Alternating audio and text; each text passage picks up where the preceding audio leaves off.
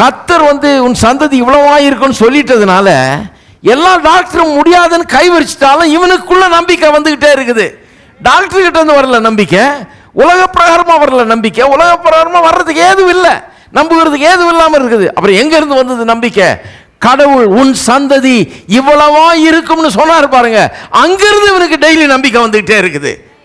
இயேசு நல்லவர், பாட்டு பாடுங்கள், என்றும் நல்லவர், தாளம் போடுங்கள்.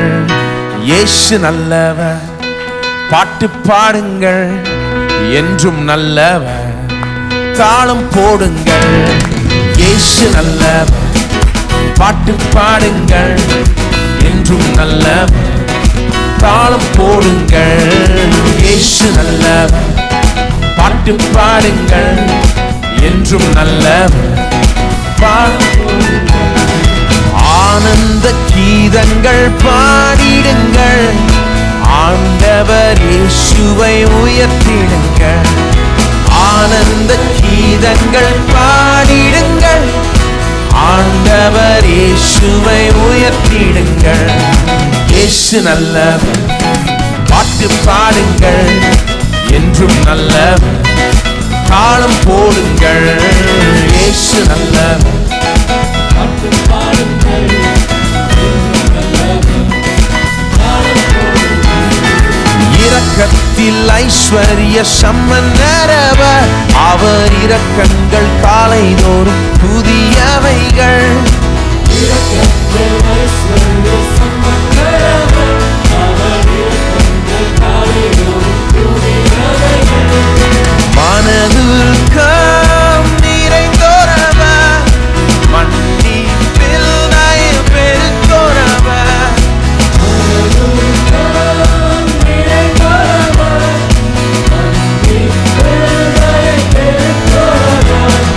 கர்த்தர் நல்லவர் என்று பாறை சாற்றுங்கள், கர்த்தர் நல்லவர் என்று பாறை சாற்றுங்கள். இயேசு நல்லவர், பாட்டு பாடுங்கள், என்றும் நல்லவர், தாளம் போடுங்கள். இயேசு நல்லவர், பாட்டு பாடுங்கள், என்றும் நல்லவர், தாளம் போடுங்கள். கர்த்தர் நல்லவர் என்று ருசித்து பாருங்கள், அவர் மேல் நம்பிக்கை வைப்போம் பாக்கியவா. கர்த்தர் நல்லவர் என்று ருசித்து பாருங்கள், அவர் மேல் நம்பிக்கை வைப்போம் பாக்கியவா. உலகெங்கும் சென்றிடுங்கள், ஊரெங்கும் சொல்லிடுங்கள். உலகெங்கும் சென்றிடுங்கள், ஊரெங்கும் சொல்லிடுங்கள். கர்த்தர் நல்லவர் என்று பாறை சாற்றுங்கள், கர்த்தர் நல்லவர் என்று. போதகர் சாம் செல்லத்துறை அவர்கள் நடத்தும் பூரண சுவிசேஷ வேதாகம கல்லூரியில் ஊழிய பயிற்சி பெற உடனே விண்ணப்பிக்கவும். விண்ணப்ப படிவம் பெற பூரண சுவிசேஷ வேதாகம கல்லூரி, தபால் பெட்டி எண் 494, சென்னை 7 அல்லது கீழ்காணும் தொலைபேசி எண்களில் தொடர்பு கொள்ளவும்.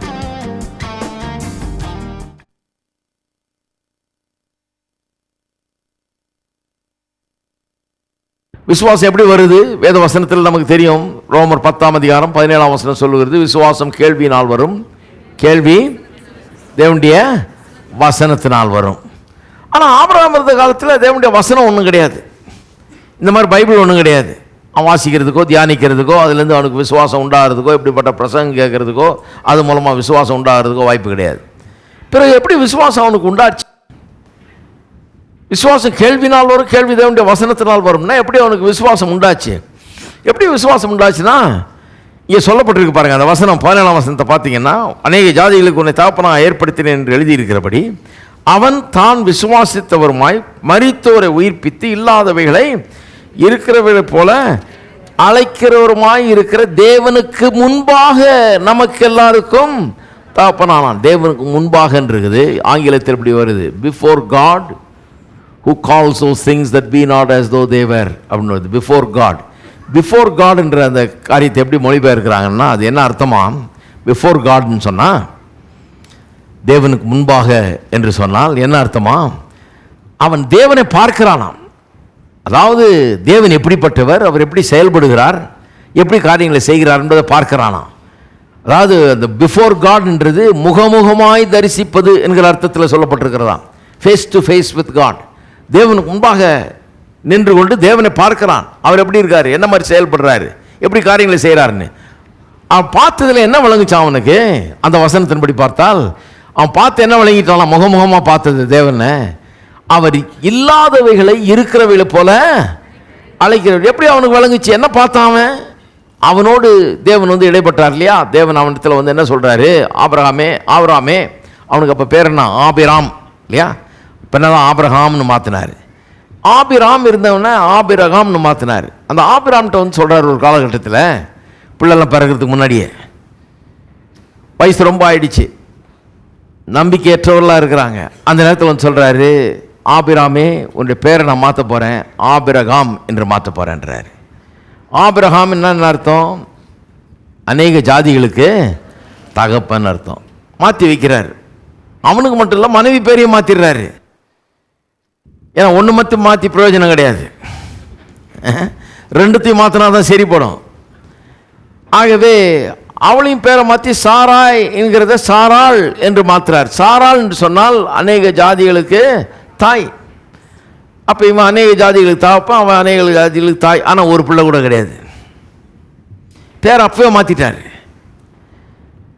ஆபிரகாம் பார்க்குறான், என்ன பண்ணுறாரு இவர்? யாராவது ஒருத்தர் வந்து அப்படி பேரை வச்சா நம்ம என்ன சொல்லுவோம்? பேரை கொஞ்சம் ஏற்ற மாதிரி வைங்க, ஆளை பார்த்து பேரை வைங்கய்யா, ஆளை பார்த்து பேரை வைங்க. பிள்ளையே இல்லாத ஆளுக்கு ஆபிரகாம்னு பேர் வச்சா அப்படி அநேக ஜாதிகளுக்கு தாப்பன்னு பேர் வச்சா பொருத்தமாகவே இல்லையே பேருமோ இல்லையா? பொருத்தமான பேரை வைக்கணும் அப்படிமோ. ஆண்டவர் என்ன சொல்கிறாரு? பொருத்தமான பேர் இதுதான். ஏன்னா அவனை அநேக ஜாதிகளுக்கு தாப்பனா நான் ஏற்படுத்திட்டேன். இன்னும் அது நடக்கலை, ஆனால் நான் ஏற்படுத்திட்டேன். அவனை அப்படி தான் வச்சுட்டேன். ஆகவே அவன் பேரை எப்போ மாற்றி வைக்கிறேன். ஏனென்று சொன்னால் இல்லாதவளை இருக்கிறவளை போல அழைச்சு தான் இல்லாதெல்லாம் இருக்கிறதா மாற்றவர் அவர். ஆதியில் எப்படி எல்லாத்தையும் சிருஷ்டித்தாரு? இல்லாமல் இருந்தது ஒன்றும் சொல்லி சொல்லி தான் எல்லாத்தையும் இல்லை இருக்கிறதா ஆக்குனாரு, இல்லாததெல்லாம் இருக்கிறதா ஆக்குனாரு. நிறைய பேர் அது எப்படியா சொல்லி சொல்லி இல்லாத இருக்கிறதா ஆக்க முடியுமா? ஆக்கிட்டு இருக்கிறோமே நம்ம. நீங்கள் வாழ்க்கையில் பாருங்கள், நிறைய பேர் பாருங்கள், நெகட்டிவாக கூட அப்படி தான் ஆக்கிட்டு இருக்கிறாங்க. இப்படியே போனால் அவ்வளோதான்றாங்க, அப்புறம் அவ்வளோதான் ஆயிடுது. நல்லா தான் இருந்தாங்க, இப்படி சொல்லி சொல்லி தான் இப்படி ஆனாங்க. இல்லாததை இருக்கிறத போல் அழைச்சி இல்லாதது இப்போ இருக்கிறதா ஆயிடுச்சு. நல்லது நடக்கணும்னாலும் அப்படி தான் நடக்கும். இல்லாததை இல்லாத நல்லதை இருக்கிறத போல் அழைக்கணும், இல்லாத சுகத்தை இருக்கிறது போல அழைக்கணும், இல்லாத செழிப்பை இருக்கிறது போல அழைக்கணும், இல்லாத நிறைவை இருக்கிறது போல பேச வேண்டும். இப்படி தான் கர்த்தர் பண்றாரு பாருங்க. வெளிச்சம் இல்லை, வெளிச்சம் உண்டாக கடவுதுங்கிறாரு. இவர் உண்டாக கடவுதுன்றாரு. புல் பூண்டுகள் உண்டாக கடவுது. என்னென்ன வேணுமாலும் சொல்லி சொல்லி தான் உண்டாக்குறார். ஆபிரகாம் அதை கண்டுக்கிட்டான். கடவுள்னா இப்படி தான், கடவுளுடைய மெத்தடே இதுதான், அவருடைய வாழ்க்கையை இப்படி தான், அவர் இப்படி தான் எல்லாத்தையும் செய்கிறார். எப்படி செய்கிறாரு? இல்லாத வேலை இருக்கிறது போல அழைக்கிறார். நான் பிள்ளை இல்லாதவன், ஆனால் இருக்கிறவனை போல என்ன அழைக்கிறார். இதுதான் அவன் கண்டுக்கிட்டான். அவன் படித்த பெரிய லெசன் பாருங்க. நான் பிள்ளை இல்லாதவன், ஆனால் இருக்கிறது போல என்ன அநேக ஜாதிகளுக்கு தாப்பனேன்னு அழைக்கிறார். ஆபிரகாமேங்கிறார், என் பெயரையே மாற்றிட்டார். இருக்கிறவன் போல அழைக்கிறார். அவர் அழைக்கிறது மட்டும் இல்லை, நான் அப்படி அழைக்க மாட்டேன்னு தெரியும், அதனால் பேரையே மாற்றிட்டா அழைச்சே தான் ஆகணும். பேர் என்னன்னு கேட்பாங்க. ஆபிரகாம். எத்தனை பிள்ளைங்க? ஒன்றும் இல்லை. பேர் என்ன? திருப்ப சொல்லு, ஆபிரகாம். இவன் தினந்தோறும் இதை 100 தடவை இதை சந்திக்கணும் இந்த பிரச்சனையை.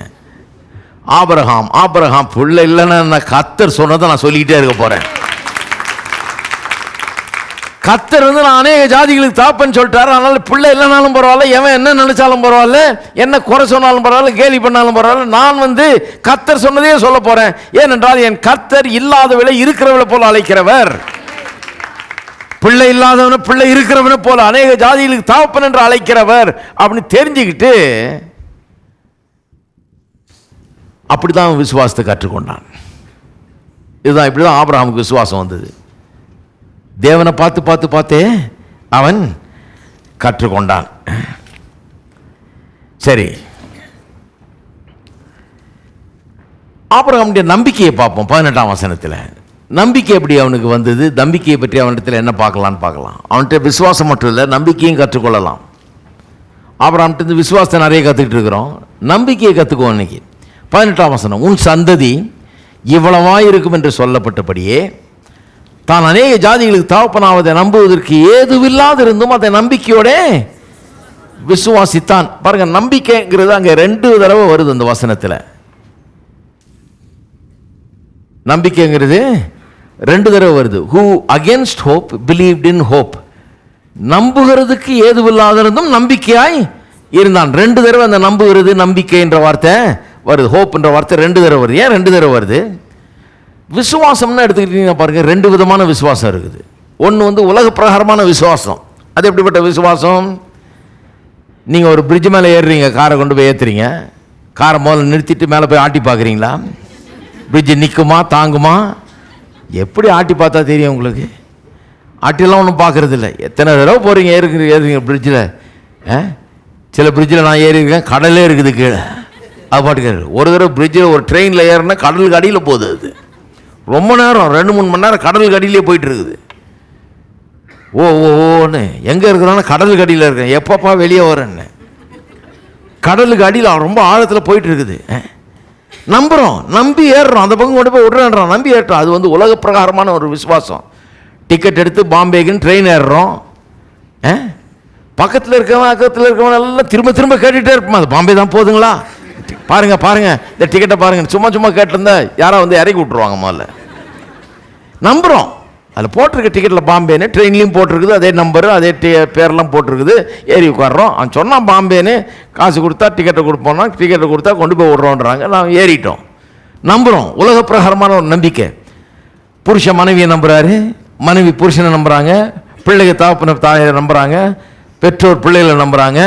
நீங்கள் முதலாளி நம்புறீங்க 1ஆம் தேதி சம்பளம் கொடுப்பாருன்னு, இல்லைங்களா? எல்லாம் நம்பிக்கை, எல்லாமே உலக பிரகாரமான ஒரு விசுவாசம் இருக்குது.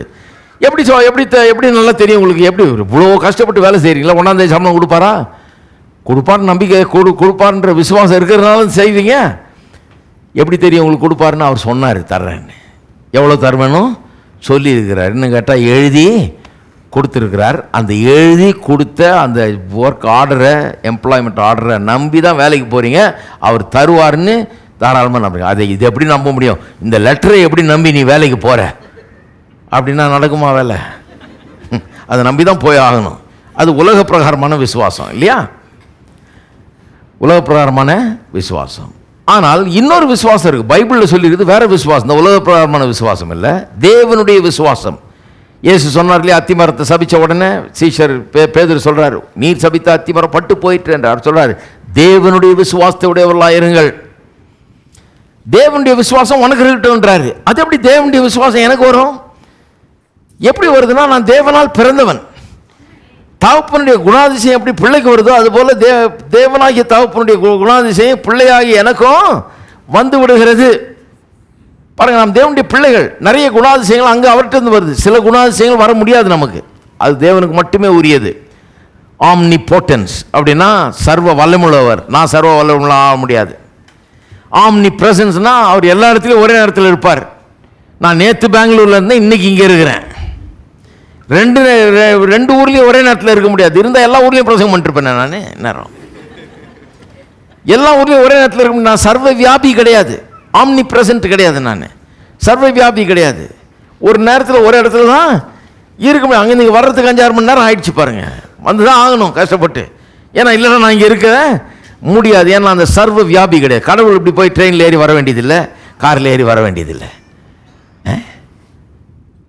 God is all knowing, omniscient அப்படின்னு சொன்னால் சர்வ ஞானி. எல்லாம் தெரியும் அவருக்கு. கடந்த காலம், நிகழ்காலம், எதிர்காலம் எல்லாம் தெரியும் அவருக்கு. எனக்கு இப்போ நடக்கிறது தான் தெரியும். 100 வருஷத்துக்கு முன்னால் கதையை கேட்டீங்க, சரித்திரம் எங்கேயாவது படிச்சிருந்தா தெரியும். எல்லாம் ஒன்றும் தெரியாது. எதிர்காலம் எல்லாம் என்ன நடக்க போகுதுன்னு எனக்கு ஒன்றும் தெரியாது. இப்போ நடக்கிறது தான் தெரியும் எனக்கு. ஏன்னா நான் எம் ஹியூமன் பீயிங். நான் ஒரு லிமிட்டேஷன்ஸில் இருக்கிறேன். ஆனால் இதெல்லாம் இன்கம்யூனிகபிள் அட்ரிபியூட்ஸ்ன்னுவாங்க. அதாவது மனுஷனுக்கு தேவன் கொடுக்க முடியாத தன்மைகள் இதெல்லாம், தேவனுக்கே உரிய தன்மைகள். அவர் மட்டும்தான் அது தன்மைகள் உடையவராக இருக்க முடியும். கம்யூனிகபிள் ஆட்ரிபியூட்ஸ்ன்னு இருக்குது. அது என்னன்னா கொடுக்கக்கூடிய தன்மைகள், சுவாபங்கள் சிலது இருக்குது. நான் தேவனால் பிறந்தவனாக இருக்கிறபடினாலே ஒரு தகப்பன் பிள்ளைக்கு எப்படி தன்னுடைய சுவாபத்தை கொடுத்துட்றானோ அவனுக்கு வந்து சேர்ந்துருது, பிள்ளைக்கு தானாகவே வந்துருச்சு ரத்தத்தின் மூலமாக, இல்லையா? அது போலவே தேவனால் பிறந்த நமக்கும் தேவனுடைய சில சுவாபங்கள் வந்துடுது. தேவன் அன்பாக இருக்கிறார், நாம் அன்பாக இருக்க முடியுமா? நாம் அன்பு காட்ட முடியும். தேவன் நீடிய சாந்தம் உள்ளவராக இருக்கிறார், நீடிய பொறுமை உள்ளவராக இருக்கிறார். நாம் நீடிய பொறுமை உள்ளவர்களாக இருக்க முடியுமா? பொறுமை உள்ளவர்களாக இருக்க முடியும். தேவன் விசுவாசம் அவருக்கு இருக்கு, நாமும் விசுவாசம் உள்ளவர்களாக இருக்க முடியுமா? இருக்க முடியும். பாருங்கள், இதெல்லாம் வந்து நமக்கு வரக்கூடிய சுவாபங்கள், தேவனிடத்திலிருந்து நமக்கு வந்து கிடைக்கக்கூடிய சுவாபங்கள். அப்போ விசுவாசத்தில் ரெண்டு விதம் இருக்குது. ஒன்று மனுஷிகமான விசுவாசம், பிரிட்ஜில் ஏறும்போது அந்த பிரிட்ஜு நிற்குன்றதை அவன் சொல்லி நம்புகிறோம், கட்டியிருக்காங்க, எல்லா பிரிட்ஜும் நிற்கிது, இதுவும் நிற்குன்ற ஒரு நம்பிக்கை, அவ்வளோதான். அதான் விசுவாசம். கடவுள் அவரால் நான் பிறந்ததுனால அவர்கிட்ட எனக்கு ஒரு விசுவாசம் உண்டாயிருக்குது, தேவனுடைய விசுவாசத்தையே நான் உடையவனாக இருக்கிறேன், இது வேறு விசுவாசம். இப்படி ரெண்டு விசுவாசம் இருக்குது, இல்லையா? நம்ம பைபிளில் சொல்லப்பட்டிருக்கிறது தேவனிடத்திலேருந்து நமக்கு வந்த விசுவாசம், அந்த விசுவாசத்தை தான் உடையவர்களாக இருக்க சொல்லியிருக்குது பைபிள். அதே போல் நம்பிக்கையிலேயும் ரெண்டு விதம் இருக்குது. அதனால தான் நம்புகிறதுக்கு ஏதுவில்லாதிருந்தும், அப்படின்னு என்ன அர்த்தம்? நம்பிக்கையோடு இருந்தான், நம்புகிறதுக்கு ஏதுவில்லாதிருந்தும் நம்பிக்கையோடு விசுவாசித்தான்னு சொல்லிடுது. அது என்னது நம்புகிறது ஏதுவில்லாதிருந்தோம்? டாக்டர்கிட்ட போகிறீங்க, டாக்டர்கிட்ட போனோடனே இப்போ ஆபிரகாம் டாக்டர்கிட்ட போயிருந்தா என்ன இருக்குன்னு நினைக்கிறீங்க? ஆபிரகாமும் சாராலும் போகிறாங்க. டாக்டர் என்ன பண்ணுவார்? முதல்ல போயிருக்கீங்களா டாக்டர்கிட்ட? உட்காருங்கன்னு. பேர் என்ன? ஆபிரகாம். உங்கள் பேர் என்னம்மா? சாராள். நெக்ஸ்ட் என்ன கேட்பாரு? வயசு என்ன? 99ங்க. ஒய்ஃபுக்கு என்ன வயசாது? 90ங்க. சரி, என்ன விஷயம்?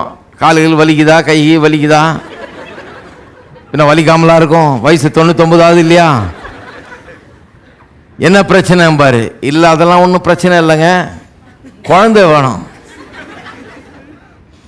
என்ன நினச்சிருப்பார் டாக்டர்? முதல்ல எந்திரியும் பாரு. 99 வயசு ஆளுக்கும் 90 வயசு பெண்ணுக்கும் குழந்தை கொடுக்கறதுக்கு நான் என்ன இப்போ கடையில் வாங்கியா தர முடியும்? நான் ஏதோ மனம் குழம்பி போய் வந்திருக்கீங்க போல, ரொம்ப வயசாகிடுச்சு, ஒன்றும் சரியாக வேலை செய்யல போல இருக்கு, மூளைலாம் கொஞ்சம் யாராவது கொண்டு போய் உங்களை வெளியே விடுங்கன்றுவாங்க, இல்லையா? நம்புகிறதுக்கு ஏதுவில்லாத இருந்தோம். சாராளும் ஆபிரகாமும் நம்புகிறதுக்கு ஏதும் இல்லாமல் இருக்குது. எதுவும் இல்லை, பார்க்கறதுக்கு ஒன்றும் குழந்தை பிறக்க மாதிரி தெரியல, நம்புகிறதுக்கு ஏதுவில்லாத இருந்தோம். அதுதான் உலக பிரகாரமான நம்பிக்கை. உலக பிரகாரமான வேர்ல்ட்லி ஹோப்னு ஒன்று இருக்குது. அதன்படி பார்த்தா டாக்டர் கைவிட்டுறாரு அப்படின்னு சொல்கிறார். நம்பிக்கை ஒன்றும் பண்ண முடியாதுங்க, இவ்வளோ தான், நாங்கள் பண்ணுறதெல்லாம் பண்ணியாச்சு, இனிமேல் நாங்கள் கை வச்சிடுறோம், எங்களால் ஒன்றும் பண்ண முடியாது. அது உலக பிரகாரமான நம்பிக்கை. ஆனால் கடவுள்கிட்ட போனீங்கன்னா கடவுள் என்ன சொல்கிறாரு? என்னால் கூடாத காரியம் ஒன்றுமே கிடையாதுன்றார். இங்கே டாக்டர் இப்போ தான் சொன்னார், நம்புறது ஒன்றும் இல்லை, எங்களால் ஒன்றும் பண்ண முடியாதுன்றார், கை விரிச்சிட்டாரு. நீங்கள் கர்த்தர்கிட்ட வந்தால் கர்த்தர் என்ன சொல்கிறார்? நானே உன் பரிகாரியை கர்த்தர், நான் பார்த்துக்கிறேன் அப்படின்றார். உடனே உள்ள என்ன ஆகுது? நம்பிக்கை உண்டாகிறது. நம்புகிறதுக்கு ஏதுவில்லாது இருந்தும் நம்பிக்கையோடே விசுவாசத்தான். டாக்டர்லாம் சொல்லிட்டாரு முடியாதுன்னு, கண்டிப்பாக போயிருப்பான்னு நினைக்கிறேன் ஆபிரகாம். டாக்டர்லாம் கையை விரிச்சிட்டாரு, முடியாதுன்ட்டாரு. முடியாதுப்பா, இவ்வளோ நாள் ஆகலாம், இனிமேங்க ஆக போகுது, உன் மனசை தேத்திக்க, போ, இருக்கிற வாழ்க்கையை வாழ்ந்துக்கோ, எப்படியோ கடவுள் பணக்காரனாகிட்டார், நல்லா இருக்கிற, அனுபவிச்சுட்டு போவோம் வரைக்கும், குழந்தை இல்லையே நீ ஏன் கஷ்டப்படுறேன்னு ஆறுதல் பண்ணி அனுப்பிச்சிருப்பாரு. கடவுள்கிட்ட வந்தால் கடவுள் என்ன சொல்கிறாரு? நான் உனக்கு நிச்சயமாக உன் கற்ப பிறப்பாக ஒரு பகனை தருவேன் கண்டிப்பாக அப்படிங்கிறாரு. நம்புகிறதுக்கு ஏதுவில்லாத இருந்தும் நம்பிக்கையோட விசுவாசித்தான். உலக பிரகாரமான நம்பிக்கை போயிடுச்சு. இப்போது கடவுள்கிட்டேருந்து கடவுளுடைய வார்த்தையின் மூலமாக ஒரு நம்பிக்கை வந்துருக்குது. விசுவாசம் எப்படி வருது? கேள்வியினால் வருது. கேள்வி தேவனுடைய வசனத்தினால வருது. அப்போ விசுவாசம் தேவனுடைய வசனத்தை கேட்கறதுனால வருது. நம்பிக்கை எப்படி வருது? நம்பிக்கையும் தேவனுடைய வசனத்தினால தான் வருது. அது இங்கே சொல்லியிருக்கு பாருங்கள், 18ஆம் வசனம் பாருங்கள். 18ஆம் வசனத்தில் அதனால தான் பாருங்கள், வேதத்தை ரொம்ப நல்லா கவனிக்கணும். ரெக்கக்னிஷன் ஃபெயிலியர் நிறைய பேருக்கு இருக்குது. அது என்னன்னா ரோமர் 4:17, அது நிறைய தெரியும் எனக்கு, நிறைய கேட்டிருக்கிறேன் நான். எத்தனை தடவை பிரசங்கம் பண்ணியாச்சு, அது கேட்டிருக்கிறேன் நான் அப்படின்னு நினைக்கும் போதே அதில் இருக்கிற சத்தியம் சிலர் கண்ணுக்கு முன்னால் இருக்கும், ஆனால் பார்க்க மாட்டீங்க. சொல்லியிருக்கேன் இல்லையா, சாவியை தொலைச்சிடுறீங்க, சாவி தொலைஞ்சிடுது, தேடுறீங்க சேரை நவுத்தி சோஃபா கீழே அங்கே எங்கே மூளை முடுக்கில் எங்கே விழுந்ததுன்னு எல்லா ரூம்லையும் தேடி எல்லாத்தையும் கிருட்டி போட்டு தேடுறீங்க. கடைசியில் ஒரு ஆள் வீட்டுக்குள்ளே வர்றாரு, வந்தால் அவர் அங்கே பார்க்குறாரு, சொல்கிறாரு இதோ இங்கே இருக்குது அப்படிங்கிறாரு. அங்கே தான் இருக்குது, டேபிளில் தான் இருக்குது. ஏன் உங்கள் கண்ணுக்கு தெரியல? ஏன்னா நிச்சயமாக தொலைஞ்சு போச்சுன்னு நீங்கள் நம்பிட்டீங்க. அதனால எதிர்க்கையே வச்சா கூட கண்ணுக்கு தெரியாது. அதான் ரெக்கக்னிஷன் ஃபெயிலியர். நீங்கள் தொலைஞ்சு போச்சுன்னு நம்புறதுனால எதிர்க்கவே இருந்தால் கூட தெரியாது. அதனால் இங்கே தான் இருக்குது. விசுவாசம் எப்படி வருது? கேள்வினால் வருது. கேள்வி தேவனுடைய வசனத்தினால் வருது. நம்பிக்கை எப்படி வருது? அதுவும் அப்படி தான் வருது. அது எங்கே இருக்குது? வசனம் எங்கே? நிறைய பேர் வாசிச்சிருக்கிறாங்க, ஆனால் அது கண்ணில் படலை. அதனால தான் எடுத்து காமிக்கிறேன். 18ஆம் வசனம் சொல்லுது, உன் சந்ததி இவ்வளவா இருக்கும் என்று சொல்லப்பட்டபடியே. அவனுக்கு சொல்லப்பட்டது. கடவுள் அவனுக்கு ஒரு வார்த்தையை கொடுத்திருந்தார், ஒரு வாக்குத்தத்தத்தை கொடுத்திருந்தார். என்ன கொடுத்திருந்தார்? வானத்து நட்சத்திரங்கள் பால் உன்னால் என்ன கூடுமோ, உன் சந்ததி இவ்வளவாய் இருக்கும்னு அவனுக்கு சொல்லி இருக்கிறாரு.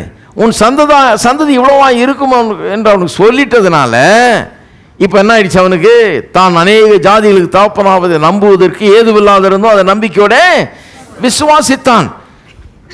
கர்த்தர் உன் சந்ததி இவ்வளவா இருக்குன்னு சொல்லிட்டதுனால எல்லா டாக்டரும் முடியாதுன்னு கைவரிச்சிட்டாலும் இவனுக்குள்ள நம்பிக்கை வந்துகிட்டே இருக்குது. டாக்டர் கிட்ட இருந்து வரல நம்பிக்கை, உலக பிரகாரமா வரல நம்பிக்கை, உலக பிரகாரமா வர்றதுக்கு ஏதும் இல்லை, நம்புகிறதுக்கு ஏதும் இல்லாமல் இருக்குது. அப்புறம் எங்க இருந்து வந்தது நம்பிக்கை? கடவுள் உன் சந்ததி இவ்வளவா இருக்கும்னு சொன்னார் பாருங்க, அங்கிருந்து இவனுக்கு டெய்லி நம்பிக்கை வந்துகிட்டே இருக்குது. யூதாவின் ராஜசிங்கம் நீரே, அல்பாவும் ஓமேகாவும் நீரே, வல்லமை பேல ஞானம் மகிமையும் துதியையும் பெற்றுக்கொள்ள பாத்திரர் நீரே. யூதாவின் ராஜசிங்கம் நீரே, அல்பாவும் ஓமேகாவும் நீரே, வல்லமை பேல ஞானம் மகிமையும் துதியையும் பெற்றுக்கொள்ள பாத்திரர் நீரே. பாவமானீரே எம்மை நீதியாக்கிட, சாபமானீரே எங்கள் சாபம் போக்கிட, காயமானீரே எங்கள் நோய்கள் தீர்த்திட, ஏழையானீரே எங்கள் ஏழ்மை நீக்கிட. பாவமானீரே எங்கள் நீதியாக்கிட, சாபமானீரே எங்கள் சாபம் போக்கிட, காயமானீரே எங்கள் நோய்கள் தீர்த்திட, ஏழையானீரே எங்கள் ஏழ்மை நீக்கிட. நீர் என்றும் எந்த நல்ல மெய்ப்பர், என்னாலும் தாழ்ச்சி அடையேனே. அமர்ந்த தண்ணீர் பாசும் புல்வெளியில் என்னை மேய்த்து நித்தம் காக்கும் நல்ல தேவனே. நீர் என்றும் எந்த நல்ல மெய்ப்பர், என்னாலும் தாழ்ச்சி அடையேனே. அமர்ந்த தண்ணீர் பாசும் புல்வெளியில் என்னை மேய்த்து நித்தம் காக்கும் நல்ல தேவனே. பகைவர் முன்பாக பந்தி ஆயத்தம் செய்தி, என் தலையை எண்ணெயால் அபிஷேகமும் செய்தி. ஜீவனால் எல்லாம் நன்மை கிருபை தொடருமே, நான் கர்த்தர் வீட்டினில் நீடித்து வாழ்வேனே. பகைவர் முன்பாக பந்தி ஆயத்தம் செய்தி, என் தலையை எண்ணெயால் அபிஷேகமும் செய்தி. ஜீவனால் எல்லாம் நன்மை கிருபை தொடருமே, நான் கர்த்தர் வீட்டினில் நீடித்து வாழ்கிறேன். என் நாவு உந்தன் நீதியாயும், நாளெல்லாம் உந்தன் துதியாயும், ஓயாமல் போற்றி பாடும் குறைவை எல்லாம் நீக்கி போடும் கைவிடாத நல்ல தேவன் நீ. என் நாவு உந்தன் நீதியாயும், நாளெல்லாம் உந்தன் துதியாயும், ஓயாமல் போற்றி பாடும் குறைவை எல்லாம் நீக்கி போடும் கைவிடாத நல்ல தேவனே. உமது மகிமையின் ஐஸ்வர்யத்தின்படி என் குறைவுகள் எல்லாம் நிறைவாக்கும் தேவனே. யெகோவாயிரே நீ எந்த எல்ஷதாய் போதுமானவரிலும் மிகவும் அதிகமானவர். உமது மகிமையின் ஐஸ்வர்யத்தின்படி